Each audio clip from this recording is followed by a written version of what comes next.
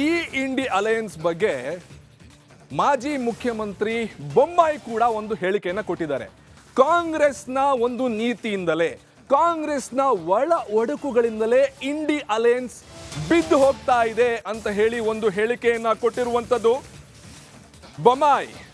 ಮಾಜಿ ಸಿಎಂ ಬೊಮ್ಮಾಯಿ ಇಂಥದ್ದೊಂದು ಹೇಳಿಕೆಯನ್ನ ಕೊಟ್ಟಿದ್ದಾರೆ. ಬೆಂಗಳೂರಿನಲ್ಲಿ ಹೇಳ್ತಾರೆ ಮಮತಾ ಬಳಿಕ ಕೇಜ್ರಿವಾಲ್ ಸಹ ಹೊರಗೆ ಬಂದಿದ್ದಾರೆ. ಅಂದ್ರೆ ಪಂಜಾಬ್ನಲ್ಲಿ ಭಗವಂತ್ ಮಾನ್ ಏನು ಹೊರಗೆ ಬಂದಿದ್ದಾರೆ ಅದು ಅವರ ನಿರ್ಧಾರವಲ್ಲ, ಅದು ಕೇಜ್ರಿವಾಲ್ ಅವರ ನಿರ್ಧಾರ.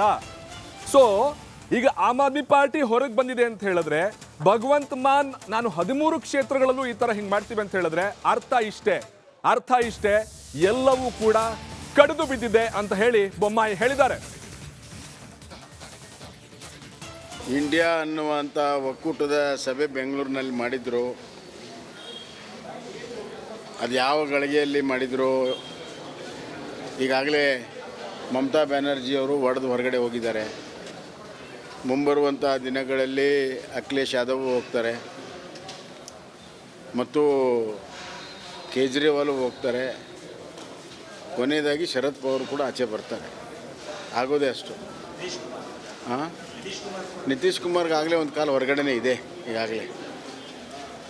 ಹೀಗಾಗಿ ಇಂಡಿ ಒಕ್ಕೂಟ ಮುಂದಿನ ದಿನಗಳಲ್ಲಿ ಇರೋದಿಲ್ಲ.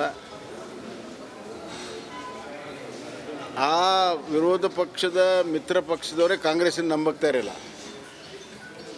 ಇವತ್ತು ಅಲ್ಲೇನಾದರೂ ಛಿದ್ರ ಆಗಿದ್ದರೆ ಕಾಂಗ್ರೆಸ್ ಪಕ್ಷದಿಂದನೇ, ಕಾಂಗ್ರೆಸ್ ಪಕ್ಷದ ವ್ಯವಹಾರದಿಂದ, ಕಾಂಗ್ರೆಸ್ ಪಕ್ಷದ ನಡತೆಯಿಂದ ಇವತ್ತು ಎಲ್ಲರೂ ಕೂಡ ಬೇಜಾರಾಗಿ ಇವತ್ತು ಹೊರಗಡೆ ಬರ್ತಾ ಇದ್ದಾರೆ.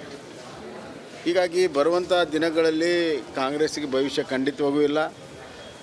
ನರೇಂದ್ರ ಮೋದಿಯವರು 100ನೇ ಬಾರಿ ಪ್ರಧಾನಮಂತ್ರಿ ಆದ ನಂತರ ಹೆಂಗೆ ಇಂಡಿಯಾ ಛಿದ್ರ ಆಗಿದೆ, ಕಾಂಗ್ರೆಸ್ಸು ಕೂಡ ಒಡಕು ಉಂಟಾಗುತ್ತೆ ಅನ್ನುವಂಥದ್ದು ರಾಜಕೀಯ ಪಂಡಿತರ ಲೆಕ್ಕಾಚಾರ. ಇಂಡಿಯಾ ಅನ್ನುವಂಥ ಒಕ್ಕೂಟದ ಸಭೆ ಬೆಂಗಳೂರಿನಲ್ಲಿ ಮಾಡಿದ್ರು.